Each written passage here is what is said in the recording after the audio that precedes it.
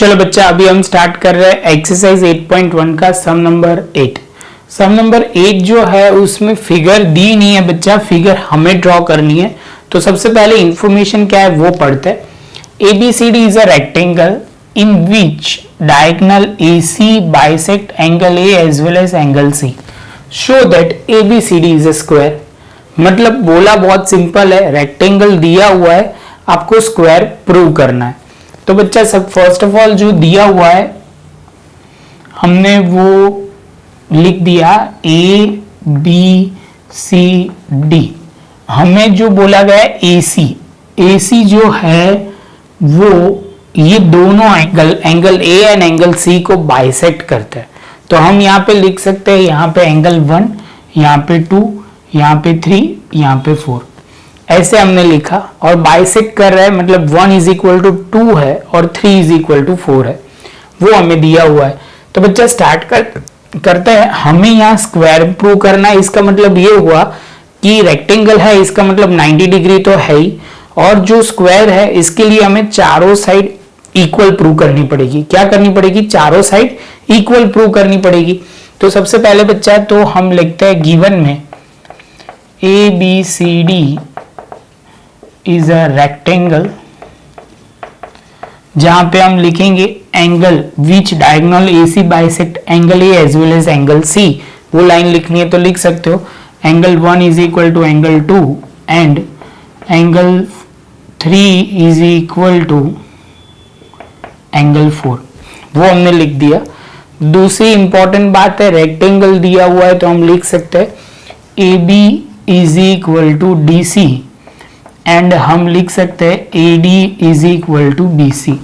ये साइड इसके इक्वल है, ये साइड इसके इक्वल। क्लियर? जा सकते हैं आगे। चलो, तो अभी इंफॉर्मेशन ये गिवन हुआ। प्रूव में जो करना है वो ABCD को स्क्वायर प्रूव करना है।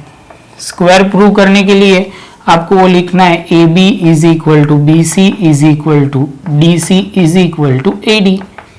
समझ में आया बच्चा? तो वो हमें प्रूव करना है। अब बच्चा हम आगे जाएंगे। टू प्रूव के बाद अब प्रूफ की बारी।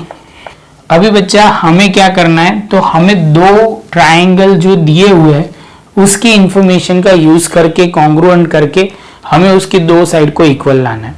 तो देखो बच्चा, तो सबसे पहले हम ट्राइंगल लेते हैं ABC एंड ट्राइंगल दूसरा कौन सा लेंगे? ABC के साथ है तो ADC। ये नेमिंग बहुत ध्यान से करना बच्चा, अदरवाइज कहीं ना कहीं कंफ्यूजन आएगा। तो ये जैसे हो जाता है, आप बोलोगे सर अब शुरू करते हैं, तो यहाँ पे आप ध्यान से देखोगे तो हम यहाँ पे लिख सकते हैं एंगल ABC में जो है एंगल 1 है वो एंगल 2 के इक्वल है। Angle 1 is equal to angle 2, आप बोलोगे गिवन। सेम वे बच्चा आप बोल सकते हो उसके बाद साइड कौन सी है, तो ये कॉमन साइड है जिसको हम बोलेंगे AC is equal to AC common side. ये भी हो गया। इसके बाद बच्चा लास्ट में हम बोल सकते हैं एंगल 3, ये वाले का angle 3 is equal to angle 4। तो ये जैसे होता है तो हम वो भी लिख सकते हैं, वो भी गिवन है। तो जैसे ये कॉन्ग्रुएंट प्रूव हो गए ASA, तो आप बोलोगे ASA के लॉजिक के हिसाब से, कॉन्ग्रुएंसी कंडीशन के हिसाब से हमने क्या किया, दोनों ट्राइंगल कॉन्ग्रुएंट प्रूव कर दिए। तो triangle ABC congruent to triangle ADC जैसे कॉन्ग्रुएंट प्रूव होते हैं बच्चा, तो हम क्या करेंगे, तो आप बोलोगे सर हम कॉरस्पॉन्डिंग पार्ट की बात करते हैं, हमें कौन सा पॉइंट क्या होगा वो समझते हैं। तो यहाँ पे AB is equal to AD लिख सकते हैं। AB जो है वो किसके इक्वल होगा, तो ये AD के इक्वल होगा, वो हमने लिख दिया AB is equal to AD। आप बोलोगे AC तो कॉमन है और BC जो है वो किसके इज इक्वल टू होगी, DC। जैसे ये पॉइंट कंप्लीट होता है तो आप यहाँ पे लिखोगे by CPCT corresponding part of congruent triangle वो क्या होंगे, इक्वल हो जाएंगे। तो बच्चा ये तो हमारा हो गया। तो अब इससे हम कुछ कर सकते हैं। देखो हमें ए बी के इक्वल यहां ऑलरेडी गिवन में था, वो लिख देते, A B equal to D C and A D is equal to B C given है। तो इसका हम यूज करते हैं, तो हम कर सकते हैं ए बी जो हमने पहले लिखा, A B is equal to हमने क्या लिखा ए डी, और क्या लिखा A B is equal to D C, और डी सी किसके इक्वल है तो बी सी के। तो आप बोलोगे सर ये चारों साइड इक्वल हो गई। देखो A B, A D, D C, B C, ये है थोड़ा अरेंज फॉर्म में नहीं है तो हम लिख देते हैं। तो फिर से A B is equal to B C is equal to C D is equal to A D. तो हम बोल सकते हैं, इस पे प्रूव हो गया कि ए बी सी डी जो हमारा है स्क्वायर है। समझ में आया बच्चा? कैसे हमने स्टेप बाय स्टेप लिखा वो समझ में आपको आना चाहिए। बहुत टफ नहीं है बच्चा, बस खाली स्टेप फॉलो करो कि हम कैसे ये स्टेप लेके आते हैं। स्टेप समझ में आ गया तो आपको इतना टफ नहीं लगेगा मेरे हिसाब से, बस थोड़ी प्रैक्टिस की बात है। अभी बच्चा आगे क्या बोला हुआ है, डायगोनल बीडी, तो हम इसके लिए भी एक नई फिगर ड्रॉ कर देते हैं। तो यहाँ पे हमने ड्रॉ कर दिया, थोड़ा टेढ़ा मेढ़ा हो गया, ए बी सी डी। ये फिगर हम फिर से ड्रॉ करेंगे जिससे कि आपकी प्रॉपर प्रेजेंटेशन और आपको समझ में आ जाए। Diagonal BD bisect angle B as well as angle D, तो वो हमें प्रूव करना है। तो सेकेंड पार्ट में प्रूव क्या होगा, प्रूव इज इक्वल टू, यहाँ पे 4 हुआ था ना, 5 6 7 8, तो हमें प्रूव करना है angle 7 is equal to angle 8, angle 5 is equal to angle 6। तो बच्चा आप प्रूफ शुरू करते हैं। सबसे पहले आप बोलोगे प्रूफ में क्या करेंगे, तो बच्चा अब हमारे लिए क्या एक रेडी पॉइंट जो है वो बोल सकते हो। तो हमारे पास ये है कि चारों साइड ये इक्वल है, तो हम लिखना शुरू करते हैं ए बी सी डी।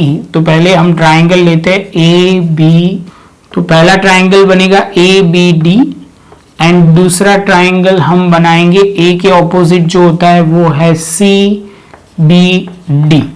तो ये हमारा ट्राइंगल दोनों ले लेते हैं। अभी ट्राइंगल की स्टार्ट करते हैं। तो सबसे पहले आप देखोगे तो इसमें तो सिंपल है, ए बी के इक्वल सी बी है, तो आप बोलोगे ए बी के इक्वल सी बी। कोई भी साइड हो स्क्वायर की, सारी साइड इक्वल ही होती है, वो आपको क्लियर है।